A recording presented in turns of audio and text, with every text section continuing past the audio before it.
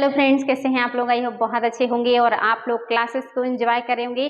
हम लोग पढ़ रहे हैं एनसीईआरटी आधुनिक भारत के इतिहास को, जिसमें आज हम लोग पढ़ने वाले हैं नया चैप्टर। और आज आपके चैप्टर का नाम है बुनकर, लोहार और मतलब लोहा बनाने वाले और जो फैक्ट्री मालिक हैं। आज हम लोग पढ़ेंगे बुनकरों के बारे में, साथ ही हम पढ़ेंगे लोहा बनाने वालों के बारे में। इसके अलावा पढ़ेंगे हम फैक्ट्री मालिकों के बारे में। एनसीईआरटी बहुत अच्छी है, देखिए बिल्कुल कड़ी दर कड़ी चल रही है। पहले राजाओं के बारे में पढ़ा, फिर जमींदारों के बारे में पढ़ा, फिर किसानों के बारे में पढ़ा, फिर जनजातियों के बारे में पढ़ा और फिर हमने देखा कि उसका मिला जुला जो आउटपुट आया वो 1857 का विद्रोह था। अब आज हम लोग देखने वाले हैं कि जो हमारे यहाँ के छोटे मोटे काम करने वाले हैं उनके ऊपर क्या नेगेटिव इम्पैक्ट आएगा अंग्रेजों के मतलब काम करने के तरीके का, जो कि आज की क्लास में आपको देखने को मिलेगा। चलिए देख लेते हैं कि हमारे यहाँ के बुनकर की स्थिति कैसी थी और लोहार कैसे थे, ये मतलब जो लोहा बनाने वाले हैं इनकी क्या स्थिति है। साथ ही हम लोग देखेंगे कि जो आपके फैक्ट्री मालिक हैं इनके बारे में। तो चलिए शुरू कर ले रहे हैं आज की क्लास को। कह रहा है 17वीं सदी में सूरत बंदरगाह पर व्यापारी जहाज के बारे में दिया है, जो कि खास नहीं है। हम लोग क्लास को शुरू करेंगे यहाँ से, आप लोग क्लास को ध्यान से देखिएगा। अगर कोई समस्या होती है तो कमेंट बॉक्स में बेझिझक क्वेश्चन कर सकते हैं आप लोग। इस अध्याय में हम कपड़ा और लोहा व इस्पात उद्योग, इन दो उद्योगों का विशेष अध्ययन करेंगे। किसका करेंगे? कपड़ा उद्योग का और साथ ही लोहा उद्योग का। कपड़ा उद्योग का करेंगे, लोहा उद्योग का करेंगे। लोहा को ही जब फिल्टर कर दिया जाता है तो इस्पात कहलाता है। आज हम लोग खास करके जो बात करने वाले हैं वो कपड़ा उद्योग के बारे में बात करेंगे और साथ ही लोहा उद्योग के बारे में बात करेंगे। तो कह रहा है कि लोहा उद्योग और जो है आपका इस्पात उद्योग जिसे कहते हैं, इन दो उद्योगों का विशेष अध्ययन करते हुए देखेंगे कि ब्रिटिश शासन के अंतर्गत भारतीय कारीगरों और उद्योगों की दशा क्या थी। जब अंग्रेजों का शासन था तो हमारे यहाँ के जो कारीगर हैं, हमारे यहाँ के जो उद्योग धंधे हैं, उन पर क्या असर है, आज हम लोग यही पढ़ने वाले हैं। आगे कह रहा है आधुनिक विश्व में औद्योगिक क्रांति की दृष्टि से ये दोनों ही उद्योग बहुत ही महत्वपूर्ण थे। यानी कि जब औद्योगिकरण हुआ विश्व में, तो औद्योगिकरण होने पर इन्हीं दो चीजों का ज्यादा प्रभाव देखने को मिला। यानी कि लोहे के उपयोग से नए नए औजार, हथियार, मशीनरी बनाई गई, इसलिए उसका भी डिमांड काफी रहा। साथ ही आपने देखा था कि और भी बहुत सारी चीजें लोहे के उपयोग से किया गया, जैसे कि रेलवे, जैसे कि अन्य चीजें। और साथ ही कपड़ा उद्योग का जो डिमांड है ये दिन प्रतिदिन बढ़ता रहा और आज भी कपड़ा उद्योग काफी बड़ा उद्योग है। तो इस समय इन दो उद्योगों का सबसे ज्यादा वृद्धि हुई जब औद्योगिकरण हुआ। उद्योग बहुत महत्वपूर्ण थे। सूती कपड़े के मशीनी उत्पादन ने ही 19वीं सदी में ब्रिटेन को दुनिया का सबसे प्रमुख औद्योगिक राष्ट्र बना दिया था। ये देखिए सूती कपड़े का जो मशीनों से उत्पादन हो रहा है, इसी ने ही ब्रिटेन को दुनिया का सबसे बड़ा औद्योगिक राष्ट्र बना दिया। इसके पहले जब ये मशीनरीज नहीं थे, उद्योग धंधे नहीं थे, तो इंडिया दुनिया का सबसे बड़ा कपड़ों का निर्यातक देश था, सबसे बड़ा कपड़ा बनाने वाला देश था।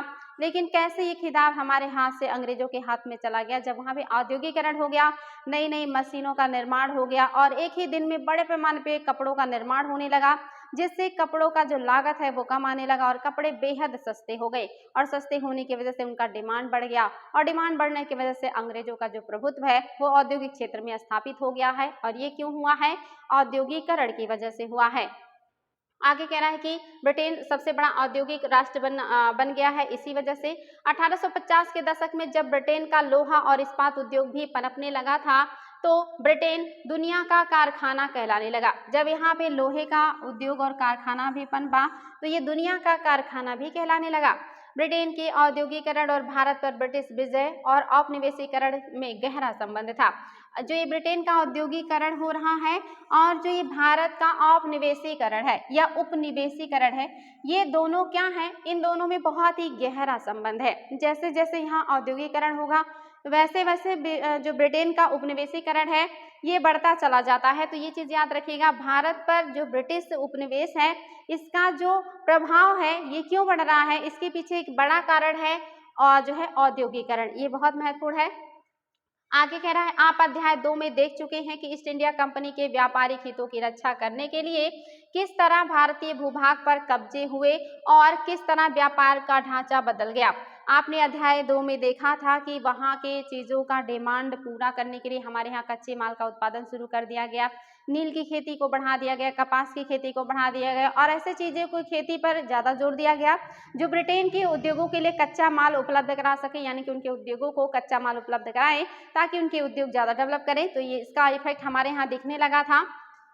आगे कह रहा है कि 18वीं सदी के आखिर में ईस्ट इंडिया कंपनी भारत से चीजें खरीदती थी और उन्हें इंग्लैंड व यूरोप में ले जाकर बेच देती थी। इस क्रय विक्रय से उसे भारी मुनाफा होता था।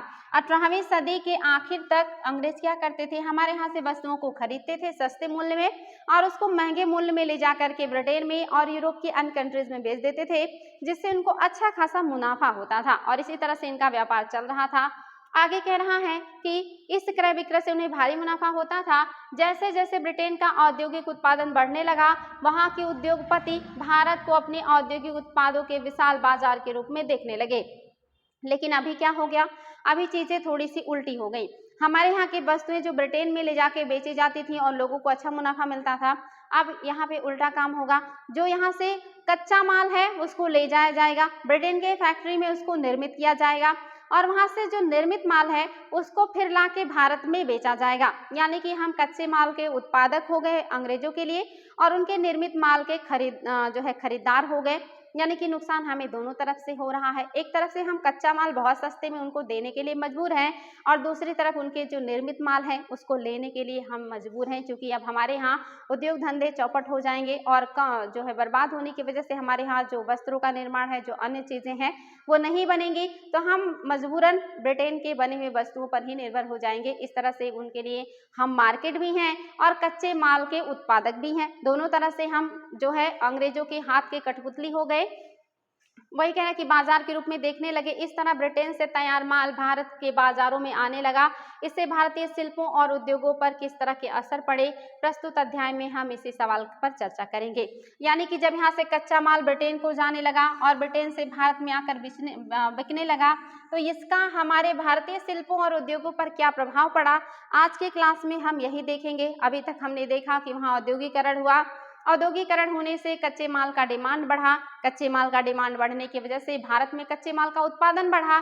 जिस क्षेत्र में जो भी चीजें उत्पादित हो सकती थी, अंग्रेजों ने उस क्षेत्र पर उन चीजों के उत्पादन पर जोर दिया। जैसे असम में चाय के उत्पादन पे जोर दिया, मैदानी बेल्ट में गेहूं और धान के उत्पादन पे जो है जोर दिया, जहाँ पे कपास हो सकते थे वहाँ पे कपास के उत्पादन पे जोर दिया गया और अन्य क्षेत्रों में जहाँ पे जूट हो सकता था वहाँ पे जूट, जहाँ अफीम हो सकता वहाँ अफीम, जहाँ पे नील हो सकता वहाँ पे नील। यानी कि जैसा जहाँ का क्षेत्र है, जैसे जहाँ की मिट्टी की गुणवत्ता है, जैसे जहाँ जिस चीज़ का उत्पादन होता है उसी के हिसाब से उत्पादन बढ़ाया जा रहा है और वो सारे कच्चे माल के रूप में ब्रिटेन को ले जाए जा रहे हैं और वहाँ से बने हुए माल को अब भारत में बेचा जा रहा है। और इन सभी चीज़ों का भारत के उद्योगों पर, भारत के शिल्प पर क्या नेगेटिव इम्पैक्ट आएगा, आज के क्लास में हम वही देखने वाले हैं। तो क्लास को सीरियसली देखिएगा, बिल्कुल कहानी की तरह सारी चीज़ें आपको साफ साफ समझ में आ जाएंगी और बिल्कुल भी रटना नहीं पड़ेगा। देखिए, भारतीय कपड़े और विश्व बाजार, भारत के कपड़ों का विश्व बाजार में क्या स्थिति थी, कह रहा आइए पहले कपड़ा उत्पादन पर नजर डालें। बंगाल पर अंग्रेजों की विजय से पहले 1750 के आसपास भारत पूरी दुनिया में कपड़ा उत्पादन के क्षेत्र में औरों से कोसों आगे था। ये देखिए 1750 की ईस्वी है जब अंग्रेजों का भारत पर अभी अधिकार नहीं, क्योंकि 1757 के प्लासी के युद्ध से बंगाल के क्षेत्र पर इनका प्रभुत्व स्थापित होगा, अभी प्रभुत्व स्थापित नहीं है। ऐसी स्थिति में हम क्या हैं, दुनिया में हम कपड़ा उत्पादन के क्षेत्र में बाकी देशों से कोसों आगे हैं, यानी कि बहुत आगे हैं। दुनिया में हम कोसों आगे हैं कपड़ा उत्पादन में बाकी देशों से। भारतीय कपड़े लंबे समय से अपनी गुणवत्ता और बारीक कारीगरी के लिए दुनिया भर में मशहूर थे। हम अपनी गुणवत्ता के लिए, यानी कि हमारे कपड़े की जो गुणवत्ता है, जो क्वालिटी है, वो दुनिया में सबसे बेस्ट है। हमारे यहाँ जो कारीगरी है बहुत ही बारीकी से इसमें डिज़ाइन, बहुत बारीकी से इसकी बुनाई, बहुत बारीकी से इसका कलर किया जाता है, जिसकी वजह से दुनिया में इसका डिमांड बहुत ज़्यादा है। और ये अपने आप में एक बहुत ही हमारे लिए गौरव की बात है कि कभी हमारे यहाँ के जो वस्तुएं होती थी उसमें इतनी क्वालिटी होती थी, उसकी गुणवत्ता इतनी अच्छी होती थी कि दुनिया में उसका इतना डिमांड होता था कि हमारे आसपास कोई भटक भी नहीं सकता था। हमसे कोसों दूर लोग हमारी गुणवत्ता और हमारी बारीकियों की वजह से थे, जो अब हमें कहीं ना कहीं बहुत पीछे हो गए हैं। दक्षिण पूर्व एशिया, जिसमें जावा है, सुमात्रा है और पेनांग है, तथा पश्चिम एवं मध्य एशिया में इन कपड़ों का भारी व्यापार था। हमारे कपड़ों का डिमांड कहाँ है? दक्षिण पूर्व एशिया में है, जिसमें आपका जावा, सुमात्रा ये सारे आते हैं, इंडोनेशिया का क्षेत्र, साथ ही आपका जो पश्चिम और मध्य एशिया है, यहाँ भी हमारे कपड़ों का बहुत ही ज्यादा डिमांड है। 16वीं शताब्दी से यूरोप की व्यापारी कंपनियां यूरोप में बेचने के लिए भारतीय कपड़े खरीदने लगी, यानी कि 16वीं शताब्दी से ही यूरोप में हमारे यहाँ के वस्त्र को बेचने के लिए यूरोपीय जो कंपनियां हैं वो वस्त्र को हमारे यहाँ से खरीदने लगी थी और यूरोप में बेच के अच्छा मुनाफा कमाती थी। इस फलते फूलते व्यापार और भारतीय बुनकरों के हुनर की यादें अंग्रेजी और अन्य भाषाओं के बहुत सारे शब्दों में मिलती है। यानी कि ये जो व्यापार फल फूल रहा था और ये जो हमारे यहाँ की चीज़ों का मतलब गुणवत्ता है, जो अच्छी चीज़ें हैं, इसका जो जानकारी है, इसके लिए बहुत सारे शब्दों का उपयोग किया गया है और इन शब्दों से पता चलता है कि हमारे यहाँ की वस्तुएं जो हैं वो कितनी अच्छी थी और वो उन शब्दों के माध्यम से आज भी जिंदा है। उनकी क्वालिटीज हम आज भी समझ सकते हैं उन शब्दों के द्वारा। वही कह रहा है आज भी जिंदा है, ऐसे शब्दों की जड़ों को ढूंढना और उनके अर्थ जानना बड़ा मजेदार है। यानी कि ये जो शब्द हमारे यहाँ के वस्त्रों के लिए उपयोग किए जाते हैं, ये शब्द कहाँ से डेवलप हुए और किस तरह से डेवलप हुए, उनको ढूंढिए, उनको जानिए, तो आपको बहुत ही अच्छा लगेगा कि हमारे देश के जो वस्तुएं हैं उनको किस किस तरह के शब्दों से जो है पुकारा जाता था या बुलाया जाता था। शब्दों में इतिहास, सभी शब्द का इतिहास होता है। कोई भी शब्द कहाँ से डेवलप हुआ, कैसे डेवलप हुआ, कैसे वो मतलब फैला, इसका भी इतिहास होता है। रंगों का इतिहास है, हर चीज का इतिहास होता है। तो शब्दों का इतिहास देख लीजिए। कह रहा है यूरोप के व्यापारियों ने भारत से आया बारीक सूती कपड़ा सबसे पहले मौजूदा इराक के मोसुल शहर में अरब के व्यापारियों के पास देखा था। देखिए, यूरोपियों ने भारत का कपड़ा पहली बार कहाँ देखा है? तो यूरोपियों ने भारत का पहला कपड़ा देखा है ईरान के मोसुल शहर में, जिसको वहां लेकर कौन गए हैं? अरब के व्यापारी लेकर के गए हैं। अरब व्यापारी भारत से कपड़े को खरीद करके ले जाकर के ईरान में बेचते थे और ईरान इराक से फिर वो वस्तुएं जो है यूरोपीय कंट्रीज के व्यापारी यूरोप में ले जाते थे। यानी कि जो अरेबियन कंट्रीज के व्यापारी हैं ये मीडिएटर का काम करते थे, भारत से वस्तुएं लेते थे और उसको ले जाकर के मुनाफा के साथ बेच देते थे और फिर वो यूरोपीय कंट्रीज को पहुंच जाती थी। तो जो यूरोपीय कंट्रीज हैं इन्होंने ये कपड़े हमारे यहाँ के कहाँ देखे हैं? मोसुल शहर में देखा है ईरान के, जिसकी गुणवत्ता, जिसकी बारीकी को देख करके ये काफी खुश हो गए, प्रसन्न हो गए या ये बिल्कुल उसके जो है फैन हो गए। इसी आधार पर वे बारीक बुनाई वाले सभी कपड़ों को मसलिन या मलमल कहने लगे। यानी कि इस कपड़े को इसी आधार पे, चूंकि मोसुल शहर में देखा है इन्होंने, मोसुल शहर में देखने की वजह से उसकी बारीकी जो बुनाई है, जो कपड़े का जो सॉफ्टनेस है, उसकी वजह से उन्होंने इसको क्या कहा? भारतीय कपड़े को कहा मसलिन, कहा कि ये मसलिन है क्योंकि बहुत बारीक बुनाई है और बहुत सॉफ्ट है और इसको मलमल भी कह सकते हैं, मसलिन कहिए या मलमल कहिए। जल्दी ही यह शब्द खूब प्रचलित हो गया। मसालों को की तलाश में जब पहली बार पुर्तगाली भारत आए तो उन्होंने दक्षिण पश्चिम भारत में केरल के तट पर कालीकट में डेरा डाला। यानी कि जब मसालों की तलाश में जो आपके पुर्तगाली हैं, वास्को डी गामा का नाम आपने सुना ही होगा। वास्को डी गामा जो 1498 में कालीकट बंदरगाह पर उतरे थे, जिनका स्वागत जमोरिन ने किया था, वो मसाला जब लेने आए थे तो वो भी यहाँ के कपड़ों से प्रभावित हुए हैं। तो वही कह रहा, उन्होंने दक्षिण पश्चिम भारत के केरल तट पर कालीकट में डेरा डाला। यहाँ से वे मसालों के साथ साथ सूती कपड़ा भी लेते गए। यहाँ से वो मसाले तो ले ही गए क्योंकि वो मसाला लेने ही आए थे, लेकिन यहाँ की कपड़ों की बारीकियां, कपड़ों की गुणवत्ता को देख करके इतने प्रभावित हो गए कि यहाँ से मसालों के साथ साथ वो सूती वस्त्र भी लेकर गए। आगे कह रहा है, कालीकट से निकले शब्द को कालिको कहने लगे। क्योंकि कालीकट पे इन्होंने इन वस्त्रों को देखा था भारतीय, और इन वस्त्रों को इन्होंने क्या कहा? कालिको कहा। बाद में हर तरह के सूती कपड़ों को कालिको की ही कहा जाने लगा। तो कालिको क्या है? कॉटन का वस्त्र है। कॉटन वस्त्र जो कि कालीकट के बंदरगाह से ही पुर्तगाली से परिचित हुए हैं, तो उन्होंने इसको कालिको कहा। बाद के टाइम में जितने भी कॉटन के वस्त्र हैं सभी के लिए कालिको शब्द का उपयोग होने लगा है। तो देखिए, कालिको शब्द पुर्तगालियों ने गढ़ा है हमारे यहाँ के कॉटन वस्त्र के लिए। मसलिन शब्द भी यूरोपियों ने ही दिया है और वो भी उसकी बारीक कढ़ाई की वजह से। आगे देखिए, ऐसे बहुत सारे शब्द हैं जो पश्चिमी बाजारों में भारतीय कपड़ों की लोकप्रियता की कहानी कहते हैं और ये शब्द हमारे यहाँ के वस्त्रों की लोकप्रियता को बयां कर रहे हैं कि कितने लोकप्रिय हमारे वस्त्र थे कि उनका नाम लोगों ने रख दिया था। आगे कह रहा है चित्र 3 में आप एक ऑर्डर बुक का पन्ना देख सकते हैं जिसे 1730 ईस्वी में ब्रिटिश ईस्ट इंडिया कंपनी ने कलकत्ता स्थित अपने नुमाइंदों के पास भेजा था। यानी कि 1730 ईस्वी में ब्रिटिश ईस्ट इंडिया कंपनी ने एक ऑर्डर बुक भेजा है। ऑर्डर बुक यानी कि जिसमें ऑर्डर दिया गया है कि क्या क्या हमें चाहिए और कितना चाहिए। तो एक पन्ना भेजा है कि उन्हें कलकत्ता से क्या क्या चीजें चाहिए थी।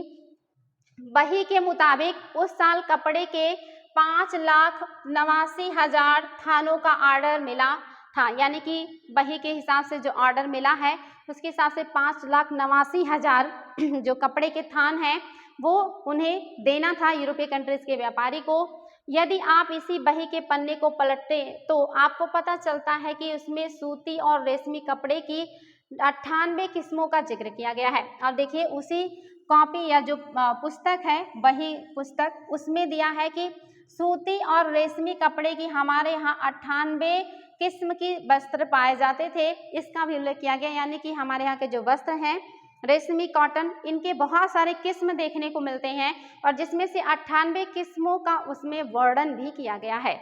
आगे कह रहा है यूरोपीय व्यापारी उन्हें पीस गुड्स कहते थे। वो लोग इसको क्या कहते हैं, पीस गुड्स कहते हैं, जो आमतौर पर 20 गज लंबा और 1 गज चौड़ा थान होता था। आप सभी को पता है कि जब धागे से जो कपड़ा बनाया जाता है वो थान में होता है, यानी कि बड़े बड़े पार्ट्स में होता है और उस बड़े बड़े पार्ट्स को ले जा करके फिर छोटे छोटे टुकड़ों में बांट करके उसकी सिलाई कर दी जाती है और वो फिर पहनने योग्य हो जाता है। तो ये जो थान है ये वही कपड़ा है जो सूत की सहायता से बड़े बड़े आकार का बनाया गया है और इसमें एक पीस में क्या आता है, इनका 20 गज लंबा और 1 गज चौड़ा जो थान है इसी को लोग क्या कहते हैं, पीस गुड्स कहते हैं। तो याद रखिएगा इतने बड़े पैमाने पे अंग्रेजों ने वस्त्रों का ऑर्डर दिया है, ये चीज अपने आप में सराहनीय है। आगे कह रहा है कि ईस्ट इंडिया कंपनी की ऑर्डर बही का एक पन्ना 1730 जो है गौर से देखें कि बही में किस तरह एक एक चीजों की कीमत लंदन में ही तय कर दी गई। यानी कि उसमें तय कर दिया गया है कि कितने कीमत में हम क्या खरीदने वाले हैं, ये लंदन से ही तय कर दी गई है।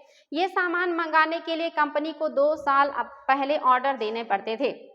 यानी कि ये जो सामान का इन्होंने ऑर्डर दिया है इसको मंगाने के लिए इन्हें 2 साल पहले ही ऑर्डर देना होता था, तब जाके इतनी बड़ी मात्रा में वस्तुएं बनके तैयार होती थी और इनको इनका ऑर्डर मिल पाता था। कि क्या ऑर्डर को भारत भेजने जरूरी कपड़े बनवाने और उसे वापस भिजवाने में इतना समय तो लग ही जाता था, क्योंकि ये ऑर्डर वहां से भारत आता था, फिर उस ऑर्डर के अकॉर्डिंग वस्त्र बनाए जाते थे, उनका डिमांड पूरा करने में इतना समय तो आसानी से लग जाता था। आगे कह रहा है कि जब कपड़े के थान लंदन पहुंच जाते थे तो उन्हें नीलामी के जरिए बेच दिया जाता था। यानी कि भारत के जो थान के कपड़े हैं ये लंदन पहुंचने पर उनको नीलामी के जरिए बेचा जाता था। जो सबसे ज्यादा बोली लगाता था उस थान का उसको वो थान के कपड़े दे दिए जाते थे और फिर उनसे वस्त्र निर्माण करके ये लोग उसको बेच करके यूरोपीय कंट्रीज में अच्छा मुनाफा कमाते थे। आगे बढ़ते हैं और देखते हैं और क्या है। आप देख रहे हैं आपके देश का जो उद्योग है, जो कपड़े हैं, कितना ज़्यादा उनका मतलब जो है डिमांड है या कितना ज़्यादा उनका लोगों के अंदर एक तरीके से कहिए कि रुझान है, उनको यहाँ के वस्त्र कितने ज़्यादा पसंद है आपको समझ में आ गया होगा। और कितना बड़े पैमाने पे हम वस्त्र का निर्यात कर रहे हैं, कपड़ों का निर्यात कर रहे हैं, निर्मित भी और थान भी अंग्रेजों को। आइए अब इसी बही में दी गई विभिन्न किस्मों के नामों को देखें। थोक में जिन कपड़ों का ऑर्डर दिया गया था उनमें छापेदार सूती कपड़े भी शामिल थे।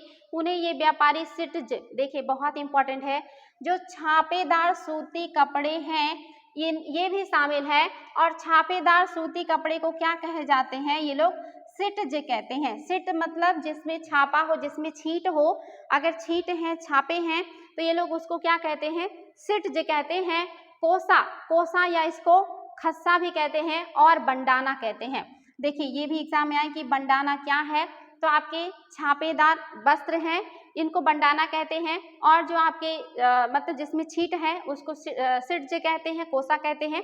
ये सब आपके सूती वस्त्र के प्रकार है। ये हो सकता है एग्जाम में आ जाए कि सिटज क्या है, कोसा क्या है, बंडाना क्या है। तो ये सभी कॉटन के वस्त्र हैं जिसपे छापे बने हुए, जिस पर छींट बने हुए हैं, ऐसे वस्त्रों का ये प्रकार है। क्या आप जानते हैं कि अंग्रेजों का सिटज शब्द कहाँ से आया है? जी हाँ, ये हिंदी के छींट शब्द से निकला है। जो ये लोग सिट जिस शब्द का उपयोग कर रहे हैं, ये कहाँ से निकला, इसका जड़ क्या है? तो हिंदी में जो हम लोग छीट कहते हैं कि छींटदार वस्त्र है, इसको इंग्लिश में लोग सिट कहते हैं। हमारे यहाँ छींट रंगीन फूल पत्तियों वाले छोटे छापे के कपड़े को कहा जाता है। हमारे यहाँ जो छोटे छोटे आकार के फूल पत्तियां बना दी जाती हैं वस्त्रों पे, उसको हम लोग छींट कहते हैं, जिसको अंग्रेज जो है छिट कहते हैं। ये चीज याद रखिएगा। आगे कह रहा है 1680 के दशक तक इंग्लैंड और यूरोप में छापेदार भारतीय सूती कपड़े की जबरदस्त मांग पैदा हो चुकी थी। 1680 तक वहां पे जबरदस्त डिमांड है हमारे यहाँ के छींटदार वस्त्रों का, जिसकी वजह से हमारे यहाँ का जो वस्त्र उद्योग है वो काफी ज्यादा डेवलप कर रहा है। आगे कह रहा है कि आकर्षक फूल पत्तियां, बारीक रेशे और सस्ती कीमत की वजह से भारतीय कपड़ों का एक अलग ही रुतबा था। इंग्लैंड के रईस ही नहीं बल्कि खुद महारानी भी भारतीय कपड़ों से बने परिधान पहनती थी। यानी कि हमारे यहाँ के जो वस्त्र हैं इनका यूरोपीय कंट्रीज के मार्केट में जबरदस्त डिमांड है, बहुत ज्यादा मांग है।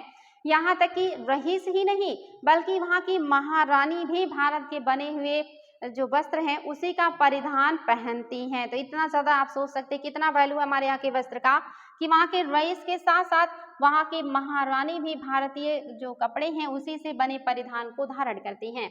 बंडाना शब्द का इस्तेमाल गले या सिर पर पहनने वाले चटक रंग के छापेदार गुलबंद के लिए किया जाता था। देखिए बंडाना क्या है, एग्जाम में आ सकता है कि बंडाना क्या है। तो गले या सिर पर पहनने वाले चटक रंग के छापेदार गुलबंद के लिए किया जाने वाला ये शब्द बंदाना है। यह शब्द हिंदी के बांधना शब्द से निकला है। ये चीज याद रखिएगा, बंडाना का जो मतलब आविष्कार है कहाँ से निकला है? हिंदी के बांधना शब्द से निकला हुआ है, जो गले में पहनने वाला मफलर टाइप का कोई वस्त्र है जिसको गले में धारण किया जाता है, और इसकी कढ़ाई जो है ये बांध बांध कर बनाई गई है, इसीलिए इसको बंडाना कहा गया है। आगे देखते हैं और क्या बातें हैं जो आपको देखनी है अपने यहाँ के उद्योग धंधों के बारे में। आप इसको देख करके प्राउड फील कर सकते हैं कि कभी आपके यहाँ के जो उद्योग धंधे थे वो दुनिया में सबसे बेस्ट हैं, और यहाँ की चीज़ों के लिए पूरी दुनिया पागल हुआ करती थी। इतना खूबसूरत, इतना अच्छा, इतनी अच्छी यहाँ की बुनाई है, इतनी अच्छी यहाँ की कढ़ाई है, इतने अच्छे यहाँ के छापे हैं, इतनी अच्छी यहाँ की क्वालिटी है कि लोग उसको नाम ही दे रहे हैं उसकी क्वालिटी, गुणवत्ता की वजह से। आगे कहना, इस श्रेणी में चटक रंगों वाले ऐसे बहुत सारे किस्म के कपड़े आते थे जिन्हें बांधने और रंग साजी की विधियों से ही बनाया जाता था। वहीं में कई दूसरी तरह के कपड़ों का भी जिक्र है जिनका नाम उनके जन्म स्थान के अनुसार लिखा गया है। कासिम बाजार, पटना, कलकत्ता, उड़ीसा, चारपुर आदि इन शब्दों के व्यापक प्रयोग से पता चलता है कि दुनिया के विभिन्न भागों में भारतीय कपड़े कितने ज्यादा मशहूर हैं।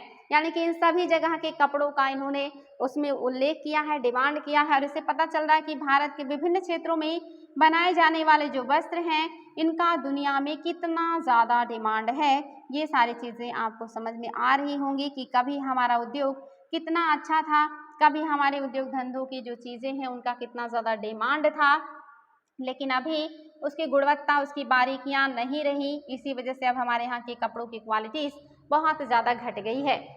यूरोपीय बाजारों में भारतीय कपड़ा, यूरोपीय बाजारों में भारतीय कपड़ा, अभी तो आपने देखा कि भारतीय कपड़ों की क्वालिटी क्या है, विशेषता क्या है, किस तरह से इसका डिमांड है दुनिया में, किस तरह से लोग इसके लिए पागल हैं, किस तरह से हमारे यहाँ के जो उद्योग धंधे हैं ये इतना ज़्यादा डेवलप कर रहे हैं चूँकि इतना ज़्यादा डिमांड जो है। अब हम देखेंगे ब्रिटेन में हमारे कपड़ों की क्या स्थिति है। 18वीं सदी की शुरुआत तक आते आते भारतीय कपड़े की लोकप्रियता से बेचैन इंग्लैंड के ऊन व रेशम निर्माता भारतीय कपड़ों के आयात का विरोध करने लगे थे। यानी कि 18वीं सदी की शुरुआत होते होते जो यूरोपीय कंट्रीज के व्यापारी हैं जो ऊनी और सूती वस्त्र बनाते हैं, ये लोग भारतीय जो ऊनी और सूती वस्त्र हैं इसके आयात का विरोध करने लगे कि इसका आयात रोक देना चाहिए, क्योंकि अगर ये आता रहेगा तो हमारे यहाँ के बने हुए वस्त्रों को कोई नहीं खरीदेगा और उन्हें नुकसान हो रहा है। हमारे जो यहाँ के वस्त्र हैं वो इतने ज़्यादा वहाँ पे वैल्यूएबल हैं। इसी दबाव के कारण 1720 में ब्रिटिश सरकार ने इंग्लैंड में छापेदार सूती कपड़े छीट के इस्तेमाल पर पाबंदी लगा दी, और इसी आधार पर इंग्लैंड की सरकार ने कहा कि छीट वाला कपड़ा कोई ना खरीदेगा ना कोई पहनेगा, पाबंदी लगा दी। आगे कह रहा है कि के लिए एक कानून पारित कर दिया। संयोगवश इस कानून को भी कैलिको अधिनियम भी कहा गया, यानी कि चूंकि ये अधिनियम कैलिको वस्त्रों के लिए आया है, सूती वस्त्रों के लिए आया है, इसीलिए इस कानून का नाम ही रख दिया गया कैलिको अधिनियम, क्योंकि ये भारत के कैलिको वस्त्रों के लिए आया था। उस समय इंग्लैंड में नए नए कपड़ा कारखाने खुल रहे थे। भारतीय कपड़ों के सामने लाचार अंग्रेज कपड़ा उत्पादक अपने देश में भारतीय कपड़ों के प्रवेश पर पूरी पाबंदी चाहते थे, ताकि पूरे इंग्लैंड में केवल उन्हीं का कपड़ा बिक सके। इतना ही नहीं, वहाँ के जो उद्योग धंधे चलाने वाले लोग हैं वो चाहते कि भारतीय कपड़े पर पूरी तरह से प्रतिबंध लगा दिया जाए। जब पूरी तरह से प्रतिबंध लग जाएगा तभी जाके उनके कपड़े वहाँ के मार्केट में बिक पाएंगे, अन्यथा कालाबाजारी या छुपे मतलब जो है छुप छुप करके लोग कपड़ा बेचते रहेंगे और भारतीय कपड़ों का डिमांड घटेगा नहीं। इस क्रम में इंग्लैंड की सरकार ने सबसे पहले कैलिको छपाई उद्योग को ही सरकारी संरक्षण में विकसित किया और इसलिए सरकार ने सोचा कि हम क्यों ना कैलिको जो वस्त्र है इसका जो मतलब उत्पादन है वो अपने संरक्षण में ले ले। अब सफेद मलमल बिना मांड वाले कोरे भारतीय कपड़े पर इंग्लैंड में ही भारतीय डिजाइन छापे जाने लगे। अब इसलिए चूंकि लोगों को भारतीय डिजाइन पसंद है, लोगों को भारतीय कपड़ा पसंद है, इसीलिए यहाँ से जो वस्त्र जा रहे हैं उनको फिर से उस पर जो है छापाई करने का काम, सिलाई करने का काम और बेचने का काम किया जा रहा, ताकि लोग ब्रिटिश कपड़े को जो मतलब उनका लगाव है भारतीयों के प्रति, वो भारतीय कपड़ा भारत से न मंगा करके ब्रिटेन में ही बनाया जाने लगा, भारतीय कपड़े का नकल करके, ताकि जब वो नकल करके बनाया जाएगा, भारतीय कपड़ों का टू कॉपी रहेगा, तो निश्चित ही लोग खरीदेंगे उन कपड़े को भारतीय कपड़ा समझकर। आगे देखिए क्या कह रहा है, भारतीय कपड़ों के साथ इस होड़ की वजह से इंग्लैंड में तकनीकी सुधारों की जरूरत दिखाई देने लगी और जब उन्होंने भारतीय कपड़ों के छींट का डिजाइन का नकल करना चाहा तो उन्हें लगा कि हमारा जो टेक्निक है वो इतना उन्नत नहीं है कि भारतीय जो डिजाइन है उसका नकल कर सके। आप समझ सकते कितनी बारीकी से चीजें बनाई जाती थी कि उसका नकल करना मशीनों के बस का अभी नहीं है, अब इनको और ज्यादा टेक्नोलॉजी की जरूरत पड़ेगी, दिखाई देने लगी।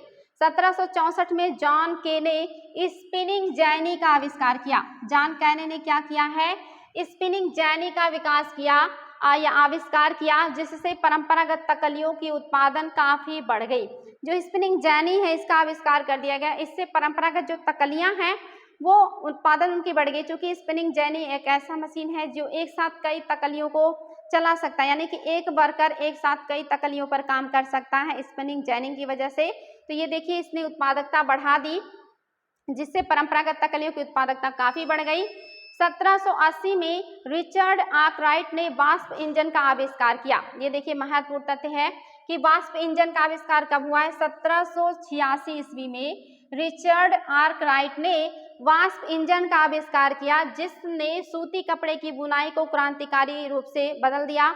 अब बहुत सारे कपड़ा बेहद कम कीमत पर तैयार किया जा सकता था, यानी कि यहाँ पे वाष्प चलित इंजन का आविष्कार हो गया, जिससे कपड़ा उत्पादन में और भी ज्यादा तेजी आ गई और तेजी आने की वजह से कहीं ना कहीं यहाँ पे बहुत बड़े पैमाने पे कपड़ों का जो उत्पादन है वह होने लगा और बड़े पैमाने पे कपड़े के उत्पादन से कीमतें घटती चली गई और कीमतें घटने की वजह से लोगों को ये कपड़े लेना काफी आसान लगने लगा था। इसके बावजूद दुनिया के बाजारों पर भारतीय कपड़े का दबदबा 18वीं सदी के आखिरी तक बना रहा। इतना सब कुछ करने के बावजूद भी हमारे यहाँ के जो कपड़े हैं इनका दबदबा बना रह गया, यानी कि प्रतिबंध भी लगाया गया, नकल भी किए गए, बड़े पैमाने पे उत्पादन भी हुआ, लेकिन फिर भी भारतीय कपड़े का जो दबदबा है ये अंग्रेजी जो व्यापार है या जो दुनिया का व्यापार है उस पर बना रहा। इतनी इसकी अच्छी क्वालिटीज हैं या खासियत है, ये आप देख सकते हैं। डच, फ्रेंच, ब्रिटिश और अन्य यूरोपीय व्यापारी कंपनियों ने इस व्यापार से बेहिसाब मुनाफा कमाया और ये जो वस्त्र हमारे यहाँ बनाए जाते थे इसको यहाँ से सस्ते मूल्य पे ले जाके यूरोप में महंगे कीमत पर बेच करके जो डच हैं, फ्रांसीसी हैं, ब्रिटिश हैं, इन सभी लोगों ने बहुत ही ज़्यादा मुनाफा कमाया है। बेहद मुनाफे का इनके लिए सौदा रहा। आगे देखिए, ये कंपनियां भारत आकर चांदी के बदले सूती और रेशमी कपड़े खरीदती थी, परंतु जैसा कि आप जानते हैं जब ईस्ट इंडिया कंपनी को बंगाल की राजनीतिक सत्ता मिल गई तो उसे भारतीय चीजें खरीदने के लिए चांदी मंगाने की जरूरत नहीं रही। जैसा कि आपने देखा कि जब तक जो बंगाल का क्षेत्र है ये ब्रिटिश ईस्ट इंडिया कंपनी को नहीं मिला था, तब तक ये लोग यूरोप से चांदी मंगाते थे और उसी चांदी से यहाँ के वस्त्रों को खरीदते थे और ब्रिटेन में बेच करके मुनाफा कमाते थे। लेकिन जब इनका अधिकार बंगाल के क्षेत्र में हो गया, क्योंकि बंगाल उस समय सबसे समृद्ध प्रांत था हमारे देश का और यहाँ से इनको अच्छा खासा राजस्व प्राप्त होने लगा, क्योंकि इनको दीवानी जो मिल गई थी बंगाल की और उस राजस्व से इनको इतना इनकम होने लगा कि इन्हें अब ब्रिटेन से चांदी मंगाने की जरूरत नहीं पड़ती थी, बल्कि हमारे यहाँ के पैसे से ही ये यहाँ के वस्त्रों को खरीदने लगे और ब्रिटेन में ले जाकर बेच करके मुनाफा कमाने लगे। ये स्थिति हो गई है जब ये बंगाल पर अपना अधिकार कर लिए। इसके बाद तो ईस्ट इंडिया कंपनी भारत में ही किसानों और जमींदारों से राजस्व इकट्ठा करके उसे पैसे से कपड़ा खरीदने लगी। इसके बाद यहाँ के जमींदारों से, यहाँ के किसानों से पैसा वसूल करके और उसी पैसे से ये लोग भारत की वस्तुओं को खरीदते थे और खरीदने के बाद ब्रिटेन में ले जाके बेच करके बढ़िया मुनाफा कमा रहे थे। अब इन्हें ब्रिटेन से पैसा लाने की जरूरत नहीं पड़ती थी। ये देखिए उस समय के कारखाने हैं कि कौन से क्षेत्र में कौन से कारखाने थे। आप यहाँ पे देख सकते हैं कि सफ़ेद कपड़े कहाँ बनते हैं, चेक वाले और धारीदार सिल्क का उत्पादन कहाँ होता है। तो आप इंडिया का मैप देख सकते हैं और समझ सकते हैं कि भारत के देखिए उत्तर से लेकर दक्षिण से, पश्चिम से लेकर के पूर्व तक सभी क्षेत्रों में अलग अलग तरह के उद्योग धंधों का विकास हो चुका था। यानी कि हमारे यहाँ का जो इंडस्ट्री है वो बहुत ही ज़्यादा डेवलप थी। भले ही वो कुटीर उद्योग था, हथकरघा था, लेकिन विकास बहुत ज़्यादा हो गया था। चलिए आगे बढ़ते हैं और देखते हैं और क्या बातें हैं जो आपको देखनी है। कह रहा है बुनाई केंद्र 1500 से 1750। अगर आप इस नक्शे को देखें तो पाएंगे कि 19वीं सदी के प्रारंभ में कपड़ा उत्पादन 4 क्षेत्रों में केंद्रित था। बंगाल सबसे महत्वपूर्ण केंद्रों में से एक था। डेल्टा की असंख्य नदियों से सटे बंगाल के उत्पादन केंद्र अपना माल दूर दूर तक आसानी से भेज सकते थे। याद रखें कि 19वीं सदी के प्रारंभ में रेलवे की शुरुआत नहीं हुई थी और सड़कें भी अभी बननी ही शुरू हो रही थी। पूर्वी बंगाल जो अब बांग्लादेश है, इससे ढाका 18वीं सदी में सबसे महत्वपूर्ण कपड़ा उत्पादक केंद्र था। ये शहर अपनी मलमल और जमादानी, देखिए ढाका किसके लिए फेमस है, मलमल के लिए और जामदानी बुनाई के लिए दूर दूर तक प्रसिद्ध था। यदि आप नक्शे में भारत के दक्षिणी भारत को देखें तो मद्रास में उत्तरी आंध्र प्रदेश तक फैले कोरोमंडल तट के साथ साथ सूती कपड़ा बुनाई केंद्रों का एक और समूह दिखाई देगा। पश्चिमी तट पर मुख्य बुनाई केंद्र गुजरात में स्थित था। तो ये सब कपड़े के उत्पादन के अच्छे केंद्र हैं जो आप देख रहे हैं। बंगाल में भी हैं और दक्षिण में भी हैं, गुजरात में भी हैं। बुनकर कौन थे, चलिए हम देख लेते हैं बुनकर। अभी तो आपने देखा कपड़ों का उत्पादन, उनकी क्वालिटी, उनकी गुणवत्ता, उनका डिमांड, उनके द्वारा उत्पन्न समस्याएं। अब हम देखेंगे बुनकर। बुनकर आमतौर पर बुनाई का काम करने वाले समुदायों के ही कारीगर होते थे। वे पीढ़ी दर पीढ़ी इसी हुनर को आगे बढ़ाते थे। बंगाल के तांती, उत्तर भारत के जुलाहे व मोमिन, दक्षिण भारत के साले व कैकोलार तथा देवांग समुदाय बुनकरी के लिए प्रसिद्ध हैं। याद रखिएगा बुनकरी का काम कौन करते हैं, जुलाहे भी करते हैं जिनको मोमिन कहा जाता है। दक्षिण भारत में इनको साले या कैकोलार कहा जाता है, साथ ही देवांग भी कहा जाता है। ये सभी लोग क्या हैं, बुनकरी करने वाले कारीगर हैं जो कि समुदाय में रहते हैं। सूत कातना कपड़ा उत्पादन का सबसे पहला चरण है। यानी कि कपास लाएंगे खेत से तो हम उसे सूत में यानी कि धागों में कन्वर्ट करेंगे और उन्हीं धागों से हम वस्त्र की बुनाई करते हैं। तो सूत काटना पहला चरण था। यह काम अधिकांश महिलाओं के जिम्मे रहता था। चरखा और तकली घर घर में पाई जाती थी। ज्यादातर सूत कौन काटता है, महिलाएं काटते हैं, क्योंकि घर घर में चरखा और तकली है और वो लोग घर का काम खत्म करने के बाद इस पर काम करते थे, यानी कि धागे में कन्वर्ट करते थे। धागे को चरखे पर काट कर तकली पर लपेट दिया जाता था। जब कताई पूरी हो जाती थी तो बुनकर इस धागे से कपड़ा बुनते थे। ज्यादातर समुदाय में बुनाई का काम पुरुष करते थे। रंगाई कपड़ा बनाने के लिए रंगरेज इस धागे को रंग देते थे। यानी कि धागा बनाने का काम महिलाओं का है, कपड़ा बनाने का काम पुरुषों का है। छपाईदार कपड़ा बनाने के लिए बुनकरों को चिप्पीगर नामक माहिर कारीगरों की जरूरत होती थी। यानी कि अगर छपाईदार कपड़ा बनाना है तो बुनकरों को किसकी जरूरत होगी, चिप्पीगर नामक माहिर कारीगरों की जरूरत होती थी जो उस पर छपाई का काम करेंगे। जरूरत होती थी जो ठप्पे से छपाई करते थे। हथकरघों पर होने वाली बुनाई और उससे जुड़ी व्यवसायों में लाखों भारतीयों की रोजी रोटी चलती थी और ये जो आपका कपड़ा उद्योग है ये लाखों लोगों को रोजगार प्रदान कर रहा था। भारतीय कपड़े का पतन, अभी तक आपने देखा भारतीय कपड़े का साम्राज्य पूरी दुनिया में छाया हुआ है। भारतीय कपड़े का जो मतलब एक तरीके से कहे फैन ये पूरी दुनिया है। लेकिन फिर ऐसा क्या हुआ कि हमारे देश के कपड़े उद्योगों का पतन हो गया? ऐसा क्या हुआ होगा? आपने एक तो आज देख ही लिया कि ब्रिटेन में क्या क्या किया जा रहा है। अब आप देख लीजिए आगे क्या हुआ। ब्रिटेन में सूती कपड़ा उद्योग के विकास से भारतीय कपड़ा उत्पादकों पर कई तरह के असर पड़े। पहला असर क्या था? अब भारतीय कपड़े को यूरोप और अमेरिका के बाजारों में ब्रिटिश उद्योगों में बने कपड़ों से मुकाबला करना पड़ा। पहली समस्या कि अभी तक इनके कोई टक्कर में नहीं था, लेकिन अभी वहां औद्योगिक विकास हो चुका है, तो उद्योगों का विकास होने की वजह से अब इनको टक्कर देने वाले कपड़े भी उत्पादित होने लगे। दूसरा, भारत से इंग्लैंड को कपड़े का निर्यात मुश्किल होता जा रहा था, क्योंकि ब्रिटिश सरकार ने भारत से आने वाले कपड़े पर भारी सीमा शुल्क लगा दिया।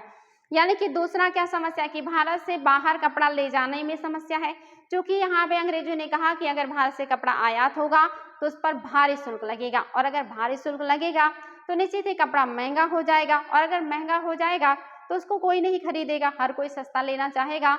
और ऐसी हालत में दूसरी समस्या ये हुई कि हमारे यहाँ के कपड़े का दाम बढ़ गया, क्योंकि भारी शुल्क लग रहा है आयात पर। इंग्लैंड में बने सूती कपड़े ने 19वीं सदी की शुरुआत तक भारतीय कपड़े को अफ्रीका, अमेरिका और यूरोप के परंपरागत बाजारों से बाहर कर दिया। अब यहाँ पे सिर्फ ब्रिटेन ही नहीं, यूरोप के अन्य देशों से, अमेरिका से और बाकी दुनिया के देशों से जो ब्रिटेन के उद्योग धंधों से बने कपड़े हैं, इन्होंने उन मार्केटों से भारत को बाहर कर दिया, क्योंकि भारत के कपड़े महंगे होते जा रहे थे, ब्रिटेन के कपड़े सस्ते होते जा रहे थे, और इसलिए भारतीय कपड़े का डिमांड घटते चला गया दुनिया में। और जो ब्रिटिश कंपनी है या जो ब्रिटिश उद्योग धंधे, इनके जो कपड़े हैं, इनका डिमांड दुनिया में बढ़ता चला गया। इसी वजह से हमारे यहाँ के हजारों बुनकर बेरोजगार हो गए। सबसे बुरी मार बंगाल के बुनकरों पर पड़ी। ब्रिटिश और यूरोपीय कंपनियों ने भारतीय माल खरीदना बंद कर दिए, और उनके एजेंटों ने तयशुदा आपूर्ति के लिए बुनकरों को पेशगी देना बंद कर दी। यानी कि अब यहाँ पे लोगों ने कपड़ा खरीदना बंद कर दिया। जो लोग पेशगी देते थे, यानी कि पैसा एडवांस देते थे कपड़ा बनाने के लिए, अब उन्होंने एडवांस देना भी बंद कर दिया। परेशान बुनकरों ने मदद के लिए बार बार सरकार से गुहार लगाई, और अब बुनकरों को बहुत परेशानी हो रही है, और वो बार बार सरकार से गुहार लगाने लगे। यहाँ पे देखिए, हम भूखों मर जाएंगे। यहाँ पे आप देख सकते हैं एक किसी बुनकर का जो है पत्र है, या बुनकर के द्वारा लिखी गई अपनी समस्या के बारे में है। यहाँ पे लिखा गया है, 1823 में भारत की कंपनी सरकार को 12,000 बुनकरों की तरफ से एक पत्र मिला, जिसमें कहा गया था कि हमारे पुरखे और हम लोगों को कंपनी से पेशगी मिलती थी, जिससे हम कंपनी के लिए बढ़िया कपड़े बुनकर अपने अपने परिवारों का पेट पालते थे। हमारी बदनसीबी है कि अब औरंग खत्म हो मतलब कर दिए गए हैं, जिसकी वजह से हम लोगों को अब परिवारों के पास, मतलब हम लोगों के पास और परिवारों के पास आजीविका के लिए कोई मतलब साधन नहीं बचा है। हम बुनकर हैं और कोई दूसरा कारोबार नहीं जानते। अगर बोर्ड ऑफ ट्रेड यानी कि व्यापार बोर्ड हम पर कृपा नहीं करता तो हम कपड़ों के ऑर्डर नहीं देते हैं, तो हमें भूखे मर जाएंगे। ये कह रहे हैं कि हम बुनकर हैं, परंपरागत हमारा जो जीवन है वो बुनकरी का काम करके ही बीता है, और हमें इसके अलावा और कोई काम करना नहीं आता। अब हमें ऑर्डर नहीं मिलते हैं, और अगर बोर्ड ऑफ जो कंट्रोल है, या जो कहिए कि व्यापार बोर्ड है, अगर ये हमें ऑर्डर नहीं देता है या हमारे सामानों को नहीं खरीदता है, तो फिर हम क्या करेंगे? हमारा जो परिवार है वो भूखों मर जाएगा, हम भूखे मर जाएंगे। ऐसा 12,000 बुनकरों ने अपनी तकलीफों को बयां करने के लिए एक लेटर लिखा है। कृपया अपने अखबार में प्रकाशित करें। देखिए, एक और भी आपके सामने है व्यथा कि यहाँ पे कहा गया कि हमारी बात को अपने अखबार में प्रकाशित करें, ताकि लोगों को पता चले हम कितनी समस्याओं में हैं। ये बुनकरों की परेशानी है। 1828 में एक विधवा कताई कामगार ने समाचार दर्पण नामक बंगाली अखबार के नाम भेजे पत्र में अपनी दुर्दशा का इस तरह बयान किया। 1828 में एक विधवा महिला है जो बुनकरी का काम करती है, वो अपनी दुर्दशा का एक लेटर में बयान कर रही है और कह रही है कि कृपया करके इसे अपने अखबार में छाप दीजिए, ताकि सरकार को पता चले कि कितनी समस्या हो रही है। सेवा में संपादक समाचार। मैं कताई कामगार हूँ, भारी कष्ट के साथ मैं यह पत्र लिख रही हूँ, कृपया इसे अपने पत्र में प्रकाशित करें। जब मेरी उम्र 22 साल थी तभी मेरे पति का देहांत हो गया था। मेरी 3 बेटियां थीं जब मेरे पति का देहांत हुआ। हमारे पास कुछ भी नहीं बचा था। उनके श्राद्ध के लिए मुझे अपने गहने बेचने पड़े थे। जब हम भूखों मरने की हालत में पहुंच गए थे तो भगवान ने मुझे जिंदा रखने के लिए रास्ता दिखाया। तकली और चरखे पर सूत काटने लगी। बुनकर हमारे घर आते और 3 तोले प्रति रुपए की दर से सूत खरीद कर ले जाते। बुनकरों से मुझे जितनी पेशगी चाहिए होती थी मुझे मिल जाती थी। इस तरह हम खाने पीने और कपड़े के बारे में निश्चिंत रहने लगे। कुछ सालों में मैंने 28 रुपये इकट्ठा कर लिए थे। इस पैसे से मैंने अपनी एक बेटी का विवाह किया। इसी तरह मेरी तीनों बेटियां अपने अपने घर चली गई। यानी कि कह रही है कि बहुत कम उम्र में मैं विधवा हो गई। जब मैं 22 साल की थी, मेरे पति नहीं रहे, मात्र वो और उनकी सास और उनकी 3 बेटियां बची थी। इन्होंने फिर जो है कताई का काम शुरू किया और उस धागे से बुनकरों को ये बेच देती थी और उस धागे के बदले उन्हें जो पेशगी मिलता था उससे इनको अच्छा खासा कमाई हो जाता था और उसी के बल पर इनका खाना कपड़ा सब कुछ चल रहा था। बच्चों अपनी तीनों बेटियों का विवाह भी इन्होंने कर लिया। यानी कि इतना मुनाफे में था इनका धागे का काम। अब 3 साल के हम दोनों मतलब अब 3 साल से हम दोनों औरतें मेरी सास और मैं दाने दाने को तरस रहे हैं। अब सूत काटने वाले बुनकर हमारे पास नहीं आते। अगर मैं बाजार में सूत बेचती हूँ तो पहले के मुकाबले 1/4 दाम भी नहीं मिलते। समझ में नहीं आता ये सब कैसे हो गया। मैंने बहुतों से पूछा, लोग कहते हैं कि बाहर से विलायती सूत आयात किया जा रहा है, बुनकर वही सूत खरीद कर कपड़ा बनाते हैं। लोग इस सूत का बना कपड़ा 2-3 महीने भी नहीं पहन पाते, यह गलकर तार तार हो जाता है। यानी कि एक महिला ने कहा कि पहले मैं यही काम करके अपना जीविकोपार्जन आसानी से कर ले रही थी, लेकिन अचानक से ऐसा क्या हो गया कि मेरा जो काम है ये पूरी तरह से बर्बाद हो गया। अब कोई डिमांड नहीं करता, कोई ऑर्डर नहीं देता और बेचने जाती हूँ तो कोई खरीदता भी नहीं है। और इन्हें पता चला कि अब विलायत यानी कि बाहर से सूत बन के आ रहा है और हमारे यहाँ के बुनकर उसी सूत को सस्ते दाम में खरीद करके उसी से कपड़ा बना रहे हैं। तो हमारे यहाँ के जो बुनकर हैं, जो धागा काटते हैं, उनका जो जीवन है वो काफ़ी तकलीफ में चला गया। लेकिन असली दुर्दिन तो अभी आने वाले थे। यानी कि इतना ही नहीं, अभी तो और समस्या बढ़ेगी। 1830 के दशक तक भारतीय बाजार ब्रिटेन से बने सूती कपड़े से पट गए। 1830 का दशक आते आते जो भारत का बाजार है ये सूती जो इंग्लैंड के बने वस्त्र हैं उनसे पट गए। यानी कि बहुत ज्यादा मात्रा में वहाँ के निर्मित माल यहाँ के मार्केट में आ गए। दरअसल 1880 के दशक तक स्थित यहाँ हो गई कि देश के लोग जितना सूती कपड़ा पहनते थे उसमें से 2/3 ब्रिटेन का बना होता था। अब यहाँ पे स्थिति उल्टा हो गई। भारत के 2/3 जो कपड़े हैं वो ब्रिटेन के बने हुए लोगों ने पहनना शुरू कर दिया, चूंकि वो सस्ते में लोगों को मिलने लगे थे। आगे कह रहा है इससे न केवल बुनकर बल्कि सूत काटने वालों की भी हालत खराब होती गई। जो लाखों ग्रामीण महिलाएं सूत काट कर ही अपनी जीविका चलाती थी वे बेरोजगार हो गई। अब लाखों की संख्या में सूत काटने वाले, लाखों की संख्या में बुनाई करने वाले सारे लोग बेरोजगार हो गए। लेकिन भारत में हथकरघों से होने वाली बुनाई पूरी तरह खत्म नहीं हुई। इसकी वजह यह थी कि कपड़ों की कुछ किस्में मशीनों पर नहीं बन सकती थी। भला जटिल और मनभावन किनारियां वाली साड़ी या परंपरागत बुनाई वाले कपड़े मशीनों पर कैसे बनाए जा सकते थे। लेकिन कपड़ों की कुछ किस्में ऐसी थी जिनको मशीन नहीं बना सकता था, उसको हाथ से ही बनाया जा सकता था। ऐसे वस्त्रों का निर्माण अभी भी चल रहा है, लेकिन मैक्सिमम जो चीजें हैं वो समाप्त हो गई हैं। इन कपड़ों की ना केवल जो है रईसों के बीच बल्कि मध्य वर्ग में भी काफी मांग थी और ना ही ब्रिटेन के कपड़ा मिलों में वह बेहद मोटा कपड़ा बनता था जिसे भारतीय गरीब पहनते थे। यानी कि ये जो भारतीय कपड़े बन रहे हैं इनका जो हाथ से बनाए जा रहे हैं इनका ब्रिटेन के बड़े बड़े लोगों में भी डिमांड है और भारत में भी जो रईस लोग हैं वो इन कपड़ों को पहनते हैं। आज भी देखिए जो परंपरागत ड्रेसेस हैं जैसे चंदेरी साड़ी, जैसे बनारसी साड़ी, जैसे कांजीवरम की साड़ी, ये सब साड़ियाँ बड़े बड़े रईस लोग पहनते हैं। नॉर्मल लोग तो सिंपल से कपड़े लेते हैं। तो ऐसी चीजें पहले भी थी। आपने पश्चिमी भारत में स्थित सोलापुर और दक्षिण भारत में स्थित मदुरा का जिक्र जरूर सुना होगा। ये देखिए पश्चिम भारत का जो सोलापुर है बहुत ही महत्वपूर्ण है, महाराष्ट्र में है और दक्षिण में मदुरा है जो कि आपके तमिलनाडु में है। ये बहुत ही फेमस क्षेत्र हैं। ये शहर 19वीं सदी के आखिर में बुनकरी के नए महत्वपूर्ण केंद्र बनकर सामने आए। बाद में राष्ट्रीय आंदोलन के दौरान महात्मा गांधी ने भी लोगों से आह्वान किया कि वे आयातित कपड़े का बहिष्कार करें और हाथ से कते सूती और हाथ से बुने कपड़े ही पहने। इस तरह खादी राष्ट्रवाद प्रतीक बनती चली गई। यानी कि खादी जो है वो राष्ट्रवाद का प्रतीक किसने बनाया है? महात्मा गांधी ने बनाया है। इन्होंने कहा कि जो ब्रिटेन से कपड़े आ रहे हैं उनका बहिष्कार कीजिए और भारत के जो हाथ से बने हुए खादी वस्त्र हैं उनको धारण कीजिए। चरखा भारत की पहचान बन गया और 1831 में उसे भारतीय राष्ट्रीय कांग्रेस के तिरंगे झंडे के बीच की पट्टी में भी जगह दी गई।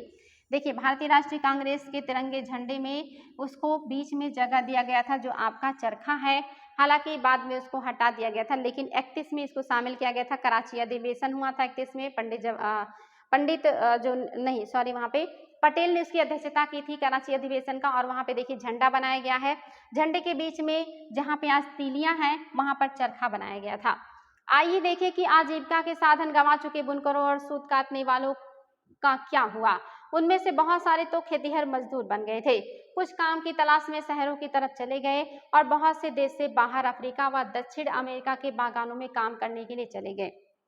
यानी कि जो सूत की कटाई करते थे, जो बुनाई करते थे, ये सारे लोग कहाँ गए, इनका क्या हुआ।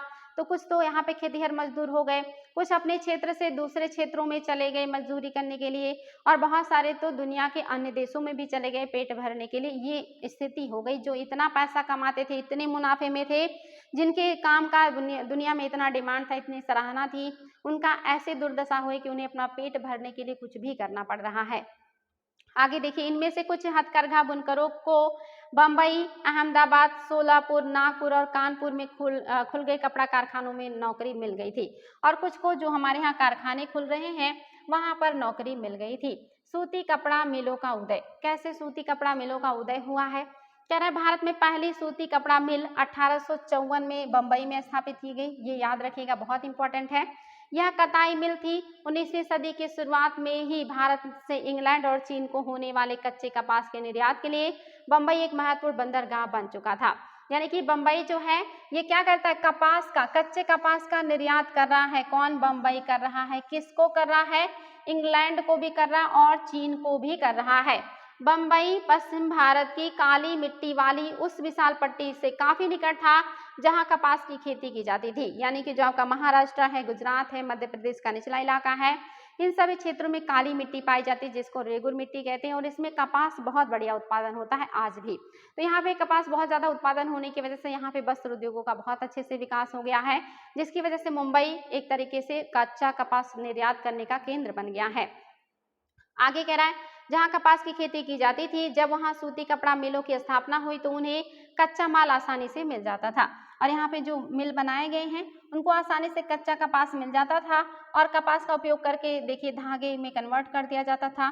धागे से कपड़े का थान बनता था, थान से फिर काट करके उससे कपड़े का निर्माण किया जाता था। तो ये चीजें याद रखिएगा, जो कि बहुत ही बढ़िया है, शानदार है। चलिए आगे बढ़ते हैं। अभी तक हम लोग वस्त्र ही पढ़ रहे हैं, अभी हमें लोहा भी पढ़ना है और देखना है कि उसकी क्या स्थिति है। सन 1900 तक आते आते बंबई में 84 कपड़ा मिलें चालू हो चुकी थी। देखिए 1900 तक आते आते जो आपका मुंबई यहाँ पे 84 कपड़ा मिलों का उत्पादन शुरू हो चुका है, बन चुकी हैं। उनमें से बहुत सारे मिले पारसी और गुजराती व्यवसायियों ने खोले थे, जो चीन के साथ व्यापार के जरिए काफी पैसा कमा चुके थे। जो पारसी व्यापारी हैं जो गुजरात में रहते हैं, इन लोगों ने ही ये जो मिल है ये खोले हैं, जो चीन के साथ व्यापार करके मुनाफा कमाए हैं। इस दौरान दूसरे शहरों में भी ऐसे कई कारखाने खोले गए। अहमदाबाद में पहला कारखाना 1861 में खोला गया। अगले ही साल संयुक्त प्रांत स्थित कानपुर में एक कारखाना खुल गया। सूती कपड़ा मिलों की बढ़ती संख्या के कारण मजदूरों की मांग भी बढ़ने लगी।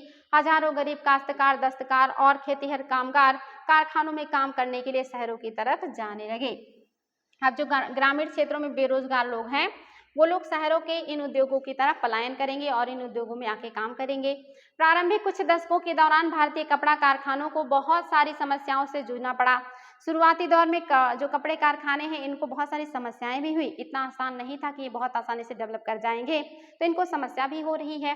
सबसे पहली समस्या तो यह थी कि इन उद्योगों को ब्रिटेन से आए सस्ते कपड़े का मुकाबला करना पड़ता था। पहली समस्या तो ये है कि जो भी बनाएंगे वो ब्रिटेन वाले कपड़े से इनको प्रतिस्पर्धा करना होगा, क्योंकि वो काफी सस्ते हैं। ज्यादातर देशों में सरकारें आयातित वस्तुओं पर सीमा शुल्क लगाकर अपने देश में औद्योगिकरण को बढ़ावा देती थी। इससे प्रतिस्पर्धा खत्म हो जाती थी और संबंधित देश के नवजात उद्योगों को संरक्षण मिलता था। परंतु औपनिवेशिक भारतीय सरकार ने स्थानीय उद्योगों को आमतौर पर इस तरह की सुरक्षा नहीं दी। यानी कि मोस्टली सभी देश अपने यहाँ आयातित माल पर रोक लगा देते थे। रोक लगाने से वहाँ के जो उद्योग धंधे होते थे उनको संरक्षण मिल जाता था, जो कि बाहरी वस्तुएं नहीं आती थी। भारत में सेम उल्टा है। भारत में औपनिवेशिक सरकार है और वो बाहरी चीजों पर प्रतिबंध ना लगा के और भी ज्यादा कम जो है कर में ला करके उनको भारत के मार्केट में बांट रही है। ऐसे में हमारे यहाँ जो उद्योग धंधे नए नए डेवलप कर रहे हैं उनको काफी समस्याएं हो रही हैं, प्रतिस्पर्धा बहुत करना पड़ रहा है। आगे कह रहा है स्थानीय उद्योगों को इस तरह की कोई सुरक्षा नहीं दी, लिहाजा भारत के औद्योगिक सूत वस्त्र उत्पादन की पहली बड़ी लहर प्रथम विश्व युद्ध के समय दिखाई दी। इसलिए यहाँ पे बड़े पैमाने पर उत्पादन कब हो पाया, जब प्रथम विश्व युद्ध शुरू हुआ तब। आगे कह रहा है कि जब ब्रिटेन में आने वाले कपड़े की मात्रा में काफी कमी आ गई। जब इस समय युद्ध शुरू हो गया तो ब्रिटेन से कपड़े नहीं आ रहे या बहुत कम आ रहे हैं। कम आने की वजह से भारत के जो उद्योग धंधे हैं इनके कपड़े का डिमांड बढ़ेगा। तो ये कह रहा है कि काफी कमी आ गई थी और सैनिक जरूरतों को पूरा करने के लिए भारतीय कारखानों से कपड़े का उत्पादन बढ़ाने की मांग की जाने लगी। और फिर भारतीय मिलों से कहा गया कि आप लोग बड़े पैमाने पे कपड़े का उत्पादन कीजिए, क्योंकि उनके सैनिकों के लिए भी कपड़े की जरूरत थी। क्योंकि युद्ध में कपड़े बहुत जल्दी फट जाते हैं, खराब हो जाते हैं, तो सैनिकों को भी बड़े पैमाने पे कपड़े चाहिए। वहाँ के कपड़े यहाँ आ नहीं रहे, तो यहाँ की जरूरतों को भी पूरा करना था। तो प्रथम विश्व युद्ध के दरमियान हमारे यहाँ लोहे और कपड़े का जो उद्योग धंधा है ये अच्छे से डेवलप कर पाया था। अब देखेंगे हम लोग सुल्तान जो टीपू हैं इनके तलवार और बुर्ज स्टील क्या है इसके बारे में देखेंगे। अभी तक हम लोगों ने वस्त्र उद्योग के बारे में देखा, अब हम लोग देखेंगे लोहा या इस्पात के बारे में। भारतीय इस्पात और लौह धातु कला की कहानी हम टीपू सुल्तान के एक मशहूर किस्से से शुरू करते हैं। ये वही टीपू सुल्तान है जिन्होंने 1799 तक मैसूर पर शासन किया और अंग्रेजों से 4 लड़ाइयां लड़ी और हाथ में तलवार लिए लड़ते लड़ते मारे गए। टीपू की जो है विश्वविख्यात तलवार आज इंग्लैंड के संग्रहालय की बहुमूल्य संपत्ति है। इन्होंने एक तलवार बनाई थी, वो जो तलवार थी वो कभी उस पर जंग नहीं लगी और आज भी वो म्यूजियम में रखा हुआ है ब्रिटेन के। आगे कह रहा है कि संग्रहालय की बहुमूल्य संपत्ति है, लेकिन क्या आप जानते हैं कि टीपू की जो तलवार है इतनी खास क्यों है? दरअसल इस तलवार की धार इतनी सख्त और पैनी थी कि वह दुश्मन के लौह कवच को भी आसानी से चीर सकती थी। इस तलवार में यह गुण कार्बन की अधिक मात्रा वाली बुर्ज नामक एक स्टील से पैदा हुआ था, जो पूरे दक्षिण भारत में बनाया जाता था। ये देखिए इनका तलवार का जो धार है इतना तेज है कि ये लोहे के कवच को भी भेद सकता है। और ये गुणवत्ता क्यों है इसमें? क्योंकि इसमें कार्बन की मात्रा ज्यादा है। जिसमें कार्बन की मात्रा ज्यादा होती है उसको कहते हैं बुर्ज। ऐसे ही लोहे से बना इनका तलवार जो इतना ज्यादा धारदार है। और इस तरह के जो लोहे हैं कहाँ बनाए जाते हैं? पूरे दक्षिण भारत में इस तरह के अद्भुत लोहे भारत में बनाए जाते थे। इस बुर्ज स्टील की तलवार बहुत पैनी और लहरदार होती थी। इनकी यह बनावट लोहे के जो है गड़े कार्बन के बेहद सूक्ष्म कणों से पैदा होती थी। और ये क्यों होता है? क्योंकि इसमें कार्बन के जो सूक्ष्म कण हैं इनको मिलाया जाता और इसी वजह से ये इतनी बेहतरीन तलवारें या इतनी बेहतरीन लोहा बनता था।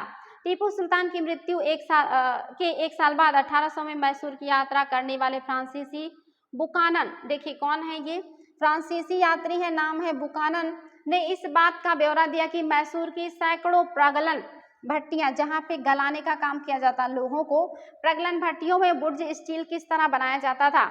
इस भट्टी में लोहे को काठ कोयले के साथ मिलाकर मिट्टी की छोटी छोटी हंडियों में रख दिया जाता था।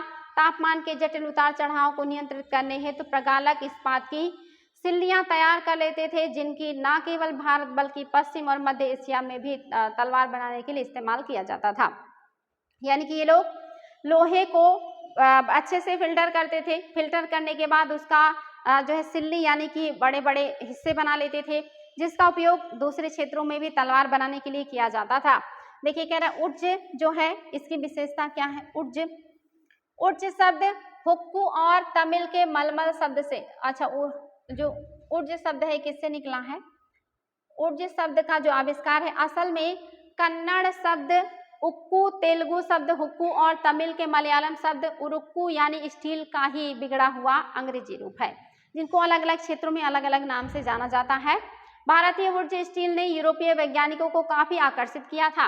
विश्वविख्यात वैज्ञानिक और बिजली व विद्युत चुंबकत्व का आविष्कार करने वाले माइकल फैराडे ने भारतीय बुर्ज स्टील की विशेषताओं का 4 साल तक अध्ययन किया। यानी कि हमारे यहाँ का जो उर्ज है इसकी विशेषता का अध्ययन करने में उनको 4 साल लग गए कि इसकी क्या क्या क्वालिटी है, क्या क्या खासियत है। इतना शानदार हमारे यहाँ के लोगों की टेक्नोलॉजी थी। आगे कह रहा है कि अध्ययन किया, परंतु दक्षिण भारत में इतनी प्रचलित बुर्ज स्टील निर्माण प्रक्रिया 19वीं सदी के मध्य तक आते आते पूरी तरह लुप्त हो गई। जो इतने बड़े पैमाने पे बुर्ज बनाए जा रहे थे, ये धीरे धीरे करके 19वीं शताब्दी के मध्य तक इनका पूरी तरह से लुप्त हो गया, बनाना बंद हो गया। क्या आप बता सकते हैं ऐसा क्यों हुआ होगा? भारत पर अंग्रेजों की जीत के साथ ही यहाँ का तलवार और हथियार उद्योग समाप्त हो गया और भारतीय कारीगरों द्वारा बनाए गए लोहे और इस्पात का स्थान इंग्लैंड से आए लोहे और इस्पात ने ले लिया।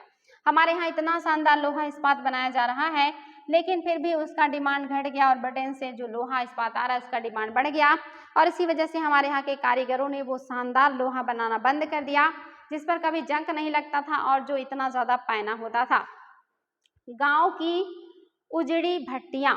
बुर्ज स्टील उत्पादन के लिए लोहे के परिशोधन को बेहद परिष्कृत तकनीकी जरूरी थी, परंतु भारत में 19वीं सदी के अंत तक लोहे का प्रगलन एक सामान्य गतिविधि थी। खास तौर पर बिहार और मध्य भारत के हर एक जिले में ऐसे प्रगालक कारगर जो थे जो लोहा बनाने के लिए लोह अयस्क का स्थानीय भंडारों का इस्तेमाल करते थे। इसी लोहे से कारखाने में दैनिक इस्तेमाल के औजार और साधन बनाए जाते थे। ज्यादातर भट्टियां मिट्टी और धूप में सुखाई गई ईंटों से बनी होती थी। प्रगालक का काम पुरुष करते थे और जबकि महिलाएं धौकनी चलाती थी। ये कोयले को लगातार दहकाने के लिए हवा देती थी, यानी कि लोहे को भट्टी में दहकाया जाता था और उसको दहकाने के लिए भट्टी में हवा देना होता था और इस हवा देने की प्रक्रिया को धौकनी कहते हैं और इसको कौन चलाती है? महिलाएं। और जो गलाने का काम करते हैं वो पुरुष। और ये बहुत सारे क्षेत्रों में डेवलप हो गया। हालांकि जो बुर्ज स्टील है उसके मुकाबले ये सारे उतने अच्छे नहीं हैं, लेकिन इनका डिमांड बढ़ते चला गया और जो उच्च तकनीक थी वो धीरे धीरे करके विलुप्त हो गई और उसको लोग जो है भूल गए कि कैसे वो बनाया जाता था, जबकि वो एक बहुत ही शानदार टेक्निक था। चित्र 13 मध्य प्रदेश का एक गांव जहां लौह प्रगालकों का अंगारिया समुदाय रहता है। अंगारिया जैसे कई समुदाय लोहा बनाने में माहिर थे। देखिए ये अंगारिया जनजातियां हैं और ये लोहा बनाने में माहिर हैं। 19वीं सदी के आखिर में बार बार पड़े अकालों की वजह से इलाके पूरी तरह तबाह हो चुके थे। मध्य भारत में बहुत सारे अंगारिया कारीगर हैं, इन्होंने काम बंद कर दिया था, गांव छोड़ दिए थे, रोजी रोटी की तलाश में दूसरे इलाके में चले गए। उनमें से बहुत सारे लोगों ने दोबारा कभी भट्टियां नहीं चलाई। देखिए किस तरह से लोगों ने अपनी काम करने के जो तरीके हैं, जो शैली है, जो चीजें हैं उसको छोड़ दिया, चूंकि इनको फायदा नहीं हो रहा है। आगे देखिए, मतलब जो हवा फेंकती रहती थी उसको कहते थे धौकनी। 19वीं सदी के अंत तक आते आते लोहे के प्रगालन का हुनर खत्म होने लगा था। ज्यादातर गांव में भट्टियां ठंडी पड़ चुकी थी और लोहे का उत्पादन गिरता जा रहा था। ऐसा क्यों हुआ? धीरे धीरे करके जो भट्टियां हैं ये ठंडी पड़ती चली गई, लोहे का उत्पादन कम होते चला गया। ऐसा क्यों हुआ? ये क्या रीजन रहा? इसकी एक वजह तो नए वन कानून थे, जिनके कारण आप अध्याय 4 में पढ़ चुके हैं। जब औपनिवेशिक सरकार ने आरक्षित वनों में लोगों के प्रवेश पर पाबंदी लगा दी तो लोहा बनाने वालों को कोयले के लिए भला लकड़ी कहाँ से मिलती और लौह अयस्क भी वे कहाँ से ला सकते थे। यानी कि जंगली इलाकों में ही लौह अयस्क और लकड़ी मिलती थी, जिसका उपयोग करके, और कोयला मिलता था, उपयोग करके ये जो धौकनी है, जो भट्टियां चलाई जा सकती थी। लेकिन अंग्रेजों ने वन कानून जब ला दिया तो ये सारी चीजें इनको मिलना बंद हो गई। मिलना बंद होने की वजह से ये सारी चीजें उत्पादित नहीं हो पा रही हैं। आगे कह रहा है, और लौह अयस्क भी वे कहाँ से ला सकते थे? वन कानूनों को नजरअंदाज करते हुए वे अक्सर चोरी छिपे जंगलों में जाकर लकड़ी इकट्ठा कर लाते थे, परंतु लंबे समय तक केवल इसी तरह अपना कारोबार जारी नहीं रख सकते थे। कितने दिनों तक चोरी करके कोई अपना कारोबार करेगा? निश्चित ही ये संभव नहीं था। लिहाजा बहुत सारे कारीगरों ने यह पेशा छोड़ दिया और वे आजीविका के दूसरे साधन ढूंढने लगे थे। कुछ क्षेत्रों में सरकार ने जंगलों में आवाजाही की अनुमति दे दी थी, लेकिन प्रगालकों को अपनी प्रत्येक भट्टी के लिए वन विभाग को बहुत भारी कर चुकाना पड़ता था, जिससे उन्हें उनकी आय गिरती जाती थी। 19वीं सदी के आखिर तक ब्रिटेन ने लोहे और इस्पात का आयात भी होने लगा था। अब ब्रिटेन से भी लोहा आने लगा। एक तो यहाँ सारी चीजें चौपट होती जा रही, इतनी पाबंदियां हैं, इतना टैक्स है, इतनी समस्या है कि कुछ भी मिल नहीं रहा, कोई भी काम हो नहीं पा रहा। दूसरी तरफ ब्रिटेन से बना हुआ लोहा आने लगा। अब निश्चित ही उसके सामने ये कहाँ टिक पाएंगे। वही कह रहा कि आयात होने लगा। भारतीय लुहार भी घरेलू बर्तन व औजार आदि बनाने के लिए आयातित लोहे का इस्तेमाल करने लगे थे। इसकी वजह ये स्थानीय प्रगालकों द्वारा बनाए जा रहे लोहे की मांग कम होने लगी। अब यहाँ के जो लोहे हैं उसका डिमांड ही घट गया। जो चोरी छिपे लोग बना रहे थे अब वो भी इनके हाथ से जाता रहा। 20वीं सदी की शुरुआत तक लोहा और इस्पात बनाने वाले कारीगरों के सामने एक नई चुनौतियां खड़ी हुई और फिर इनके सामने एक नई चुनौती आ गई, कब तक? 20वीं सदी के शुरुआत तक इनके सामने नई चुनौतियां आ गई हैं। क्या है चुनौतियां? कह रहा इस्पात कारखानों का उदय। अब भारत में ही इस्पात कारखानों का उदय हो जाएगा। ब्रिटेन से तो आ ही रहा है, भारत में भी हो जाएगा, तो निश्चित ही ये छोटे छोटे जो लोग हैं जो काम कर रहे हैं उनका काम बर्बाद हो जाएगा। साल 1904 की बात है, अप्रैल के महीने में अमेरिकी भूवैज्ञानिक चार्ल्स बेल्ट और जमशेदजी टाटा के सबसे बड़े बेटे दोराबजी टाटा छत्तीसगढ़ में लौह अयस्क भंडारों का खोजबीन करते हुए घूम रहे थे। देखिए, अमेरिका के भूवैज्ञानिक है, नाम है चार्ल्स बेल्ट, और आपके जमशेदजी टाटा के बड़े बेटे दोराबजी टाटा, ये छत्तीसगढ़ के क्षेत्रों में लौह अयस्क ढूंढ रहे हैं। वे भारत में एक आधुनिक लौह एवं इस्पात संयंत्र लगाने के लिए अच्छे लौह अयस्क भंडारों की तलाश में कई महीनों और काफी समय पैसा बर्बाद कर चुके हैं। यानी कि इन लोगों को अच्छे अयस्क खदान, मतलब अच्छा अयस्क जहां से मिले लोहे का, ऐसे खदान के ऐसे प्लेस की जरूरत है। और ये छत्तीसगढ़ के जंगलों में घूम रहे हैं कि छत्तीसगढ़ में कहाँ पे अच्छा लौह अयस्क मिल जाए और वहां पे कारखाना स्थापित कर लिया जाए। आगे कह रहा है इसमें कई महीने भी लगे और अच्छा खासा पैसा भी बर्बाद हुआ। जमशेदजी टाटा भारत में बड़ा लौह एवं इस्पात कारखाना लगाने के लिए अपनी संपत्ति का बड़ा भाग खर्च करने को तैयार थे, लेकिन इसके लिए पहली शर्त यह थी कि उम्दा लौह अयस्क भंडार का पता चलना, कि कहाँ पे उम्दा लौह अयस्क भंडार मिले ताकि वहां पे कारखाना स्थापित किया जा सके। इसीलिए ये जंगल में भटक रहे हैं। एक दिन कई घंटों तक जंगल की खाक छानने के बाद बेल्ट और दोराबजी एक छोटे से गांव में जा पहुंचे। वहां उन्होंने देखा कि कुछ स्त्री पुरुष टोकरी में भर कर लौह अयस्क ले जा रहे हैं। वे अंगरिया समुदाय के लोग थे। अंगरिया समुदाय लोगों को ऐसे लौह अयस्क के बारे में पता है जो उन्नत कोटि का है, और उसको टोकरी में भर भर के वो ला रहे हैं। थोड़ी मात्रा में ये काम ही कर पाते हैं।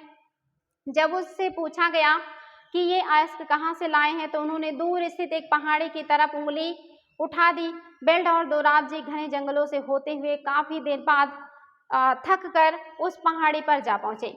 जिस पहाड़ी की तरफ उन लोगों ने उंगली उठाया, उस पहाड़ी पर ये लोग बड़े लंबे सफर के बाद जाकर के पहुंचे। आखिरकार पहाड़ी का अध्ययन करने के बाद बेल्ट ने बताया कि उन्हें जिस चीज की तलाश थी वह मिल चुकी है। रजहारा पहाड़ियां दुनिया के सबसे बेहतरीन लौह अयस्क भंडारों में से एक है। लौह अयस्क भंडार बेहतरीन जो है ये मिलता है कहाँ पे? रजहारा पहाड़ियों में, जो दुनिया के सबसे बेहतरीन लौह अयस्क में से एक है, जो कि आपके छत्तीसगढ़ में इनको मिल चुका है। किसकी मदद से मिला है? अगारिया जनजातियों की मदद से मिल गया है। लेकिन यहाँ एक परेशानी थी, यह सूखा इलाका था और कारखाना चलाने के लिए आसपास कहीं पानी नहीं था। लिहाजा कारखाना लगाने के लिए सही जगह के बारे में टाटा की तलाश जारी रही। अगारिया समुदाय के लोगों ने ही लौह अयस्क का एक और स्रोत ढूंढने में मदद दी, जहां से बाद में भिलाई स्टील संयंत्र की स्थापना लौह अयस्क का जो आपूर्ति है हो सका। आप सभी को पता होगा ना, भिलाई इस्पात संयंत्र जो रूस की सहायता से लगा है, इसका भी जो लौह अयस्क है ये अगारिया जनजातियों के बनाए हुए या बताए हुए प्लेस से ही आपूर्ति हुई, जो कि एक महारत्न कंपनी है आपकी भिलाई की। कुछ साल बाद स्वर्ण रेखा नदी के तट पर बहुत सारे जंगल साफ करके फैक्ट्री और एक औद्योगिक शहर बसाने के लिए जगह बनाई गई। इस शहर को जमशेदपुर का नाम दिया गया। इस स्थान पर लौह अयस्क भंडारों के निकट ही पानी भी उपलब्ध था। देखिए आपका जो जमशेदपुर है ये उन्हीं के नाम पर ही रख दिया गया है, क्योंकि यहाँ पे लौह अयस्क के भंडार पानी के निकट थे, इसीलिए यहाँ पर उद्योग धंधे लगाए गए, इस्पात उद्योग बनाए गए, और इन्हीं उद्योगों के डेवलपमेंट होते होते यहाँ पे मजदूर और कारीगर और बाकी लोग भी रहने लगे, जिससे ये नगर बस गया और ये कहलाया जमशेदपुर नगर। तो ये कह रहा है कि यहाँ पे जो है आयरन एंड स्टील कंपनी टेस्को की स्थापना इन्होंने कर दिया था, और जहाँ पे 1912 में स्टील का उत्पादन होने लगा था। टेस्को की स्थापना बहुत सही समय पर हुई थी। 19वीं सदी में भारत, यानी कि जब टेस्को की स्थापना हुई तो प्रथम विश्व युद्ध जो है ये शुरू हुआ था, और इसके साथ ही इसको बहुत ही बढ़िया फायदा हुआ। 12 में इस्पात उत्पादन शुरू किया, 14 में विश्व युद्ध शुरू हो गया, 2 साल बाद इनका डिमांड बढ़ गया। आमतौर पर ब्रिटेन में बने स्टील का आयात कर रहा था, यानी कि हम भारत के लोग जो है ये क्या करते थे, ब्रिटेन से आयात करते थे लोहे का। भारत में रेलवे के विस्तार की वजह से ब्रिटेन में बनी पटरियों का यहाँ भारी मांग थी। काफी समय तक भारतीय रेलवे से जुड़े अंग्रेजी विशेषज्ञ यह मानने को तैयार ही नहीं थे कि भारत में भी श्रेष्ठ इस्पात का निर्माण संभव है। यानी कि जो रेल की पटरियां बनती थी उसके लिए जो बढ़िया लोहा है ये ब्रिटेन से मंगाया जाता था। जो इंजीनियर हैं, जो विशेषज्ञ हैं, वो मानने को तैयार ही नहीं कि भारत में भी उस गुणवत्ता का लोहा मिल सकता है जिस गुणवत्ता का ये ब्रिटेन से मंगाते हैं। इन मूर्खों को कौन समझाए। इतनी अच्छी मतलब हमारे यहाँ लोहा बनाना लोग जानते थे, लेकिन इन लोगों की गलतियों की वजह से वो बनाना छोड़ दिए और पद्धति विलुप्त हो गई। और ये कह रहे हैं कि हमारे यहाँ ज़्यादा अच्छा बनता है, और जबकि उस बने हुए लोहे की तलवार को तो ये लोग उठा ही ले गए। उसको जांच करने के लिए 4 साल तो लोग इस पे रिसर्च किए कि लोहा कैसे बना, लेकिन फिर भी मानने को तैयार नहीं कि भारतीय उनसे अच्छा लोहा बना सकते हैं। उनकी गलतियों की वजह से तो वो तकनीक, वो पद्धति ही विलुप्त हो गई भारत से। आगे देखिए, जब तक टेस्को की स्थापना हुई हालात बदलने लगे थे। 1914 में पहला विश्व युद्ध शुरू हुआ। ब्रिटेन में बनने वाले इस्पात को यूरोप में युद्ध संबंधी आवश्यकताओं को पूरा करने के लिए झोंक दिया गया। इस तरह भारत आने वाले ब्रिटिश स्टील की मात्रा में भारी गिरावट आई और रेल की पटरियों के लिए भारतीय रेलवे टेस्को पर आश्रित हो गया। यानी कि जब ब्रिटेन प्रथम विश्व युद्ध में शामिल हो गया तो वहां का जितना भी लोहा बन रहा था वो सब युद्ध में झोंक दिया गया। अब भारत में रेलवे की पटरियों के लिए लोहा कहाँ से आए, अन्य चीजों के लिए लोहा कहाँ से आए, तो उन्होंने टेस्को से कहा कि अब आप हमें लोहा उपलब्ध कराइए, और यहाँ से टेस्को जो है वो चल पड़ा। आगे कह रहा है कि रेलवे की पटरियों के लिए टेस्को पर आधारित हो गया। जब युद्ध लंबा खिंच गया तो टेस्को को युद्ध के लिए गोलों के खोल और रेलगाड़ियों के पहिए बनाने का काम भी सौंप दिया गया। 1919 तक स्थिति यह हो गई कि टेस्को में बनने वाले 90% इस्पात को औपनिवेशिक सरकार ही खरीद लेती थी। यानी कि टेस्को का 90% इस्पात प्रथम विश्व युद्ध समाप्त होने तक जो ब्रिटिश सरकार है वो खुद ही खरीद रही, क्योंकि इसको बहुत ज्यादा जरूरत है। आगे जैसे जैसे समय बीता, टेस्को समूचे ब्रिटिश साम्राज्य में इस्पात का सबसे बड़ा कारखाना बन चुका था। सूती कपड़े की तरह लोहे और इस्पात के मामले में भी औपनिवेशिक विस्तार तभी शुरू हुआ जब भारत में ब्रिटिश आयात गिरने लगा। यानी कि भारत में जो इस्पात है इसका डिमांड तभी बढ़ा जब ब्रिटेन से आने वाले इस्पात का निर्यात जो है या आयात घट गया। उसके पहले तक हमारे यहाँ के इस्पात को इन लोगों ने बर्बाद कर दिया था। इस्पात उद्योगों को इन लोगों की वजह से समाप्त होना पड़ा था। भारतीय औद्योगिक वस्तुओं की मांग में इजाफा हुआ। वे बदलाव पहले विश्व युद्ध के दौरान और उसके बाद सामने आई। जैसे जैसे राष्ट्रीय आंदोलन विकसित हुआ, औद्योगिक वर्ग ताकतवर होता गया और सरकारी संरक्षण की मांग बुलंद होती गई। भारत में अपना नियंत्रण बनाए रखने के लिए संघर्षरत ब्रिटिश सरकार को औपनिवेशिक शासन के आखिरी दशकों में इनमें से बहुत सारी मांगे माननी पड़ी। धीरे धीरे करके जब आपका राष्ट्रीय आंदोलन शुरू हुआ, इन उद्योगपतियों ने राष्ट्रीय आंदोलन को संरक्षण दिया और इन लोगों ने भारत सरकार से यानी कि अंग्रेजों से बहुत सारे डिमांड किए। अंग्रेजों को भी इनको संतुष्ट रखने के लिए इनके बहुत सारे डिमांड को मानना पड़ा, बहुत सारी छूट इनको देनी पड़ी, और इस तरह से आपके यहाँ जो है उद्योग धंधे एक बार फिर से डेवलप होना शुरू हो गए। आप देख लीजिए जापान में जो है औद्योगिकरण की शुरुआत का साल 19वीं सदी के आखिर में जापान के औद्योगिकरण का इतिहास भारत के औद्योगिकरण से बिल्कुल उल्टा दिखाई देता है। भारत में औपनिवेशिक सरकार ब्रिटिश वस्तुओं का बाजार बनाना चाहती थी, इसलिए उसने भारतीय उद्योगपतियों को किसी तरह की सहायता नहीं दी। दूसरी तरफ जापान की सरकार ने अपने देशी उद्योगों को खुलकर बढ़ावा दिया। 1868 में जापान की सत्ता संभालने वाली मेजी राजवंश का मानना है कि जापान को पश्चिमी प्रभुत्व का सामना करने के लिए औद्योगिकरण के रास्ते पर चलना चाहिए, इसलिए उसने औद्योगिकरण को आगे बढ़ाने के लिए कई महत्वपूर्ण कदम उठाए। इसी क्रम में डाक सेवाएं, टेलीग्राम, रेलवे, वाष्प चलित जलपोत का विकास किया गया। पश्चिम से नवीनतम तकनीक का आयात किया गया और उसे जापान की जरूरतों के हिसाब से ढाला गया। जापानी पेशकारों को प्रशिक्षित करने के लिए विदेशी विशेषज्ञों को बुलाया गया। निवेश के लिए सरकारी बैंकों से उद्योगपतियों को उदार शर्तों पर कर्ज दिए गए। सरकार ने पहले विशाल उद्योग शुरू किए और बाद में उन्हें सस्ती कीमतों पर व्यवसायिक घरानों को बेच दिया। यानी कि जापान में जो औद्योगिकरण हुआ है वो भारत से बिल्कुल अलग है। सरकार पूरा खुल के समर्थन कर रही है, बढ़ावा दे रही है, जो जो टेक्नोलॉजी की जरूरत है वो दे रही है, प्रशिक्षण दिला रही है, जागरूक कर रही है, लोगों को मोटिवेट कर रही है, मदद कर रही है और उद्योग धंधे शुरू करके फिर निजी लोगों को बेच रही है। भारत में औपनिवेशिक प्रभुत्व ने औद्योगिकरण के रास्ते में बाधा पैदा कर दी थी, जबकि जापान में विदेशी कब्जे के भय की वजह से ही औद्योगिकरण को बढ़ावा मिला। लेकिन इसका एक अर्थ यह भी था कि जापान का औद्योगिकरण विकास शुरू से ही उनकी सैनिक जरूरतों से जुड़ा हुआ था। यानी कि वहां पे सरकार ने इसलिए बढ़ावा दिया ताकि वो गुलाम ना हो जाए और अंग्रेजों का सामना कर सके या ऐसे विदेशियों का सामना कर सके। आप देखिए यूरोप में किस तरह के कपड़ों की भारी मांग थी। अब बारी आई है क्वेश्चन के प्रैक्टिस सेशन का, जिसको आप लोगों को लिखना है शानदार तरीके से। चूंकि सारी चीजें मैंने आप लोगों को पढ़ाई हैं तो आंसर राइटिंग जरूर कीजिएगा। जमादानी क्या था आपने पढ़ा है तो आप बहुत आसानी से लिख सकते हैं। बांडाना क्या है इसके बारे में लिखिएगा। अंगारिया कौन थे ये भी आप सभी को पता है तो इनके बारे में जरूर लिखिएगा। छोटे छोटे क्वेश्चन के आंसर हैं जिनको आपको देना है। काफ़ी शानदार है। ये सारे प्रश्न आपको पता होने चाहिए। मेंस और आपके प्री दोनों के दृष्टिकोण से महत्वपूर्ण है। मेंस में क्वेश्चन आ सकता है कि अंग्रेजों के आने के बाद हमारे यहाँ के बुनकरों के ऊपर, किसानों के ऊपर क्या निगेटिव इम्पैक्ट आए, या अंग्रेजों के आने के पहले हमारे यहाँ के वस्त्र उद्योगों की जो मतलब स्थिति थी उसका वर्णन करें। तो मेंस और प्री दोनों के लिए बहुत ही महत्वपूर्ण है। रिक्त स्थान को भरना है।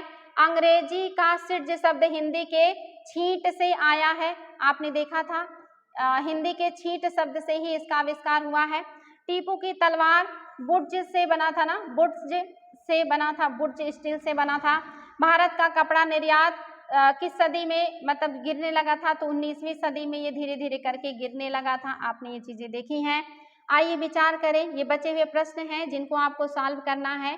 आपके सामने प्रश्न मैं कर दे रही हूँ, आप लोग इसका शॉर्ट स्क्रीन ले लीजिएगा। सारे प्रश्न बहुत ही शानदार हैं और आप लोगों को इसका उत्तर भी ऐसे ही शानदार तरीके से देना है। शॉर्ट स्क्रीन जरूर लेते रहिएगा ताकि आप लोग इसका उत्तर कर पाएं। तो आप उम्मीद है कि आपको क्लास अच्छी लगी होगी और आप लोग इन सारे प्रश्नों का उत्तर बहुत आसानी से दे सकते हैं और मुझे आप लोगों के प्रश्नों के उत्तर का कमेंट बॉक्स में बेसब्री से इंतजार रहेगा। और आज के लिए इतना ही, फिर हम लोग मिलेंगे नेक्स्ट जो है नए क्लास में न्यू चैप्टर के साथ। अगर क्लास अच्छी लगती है तो शेयर, लाइक और कमेंट जरूर कीजिएगा। Thank you so much.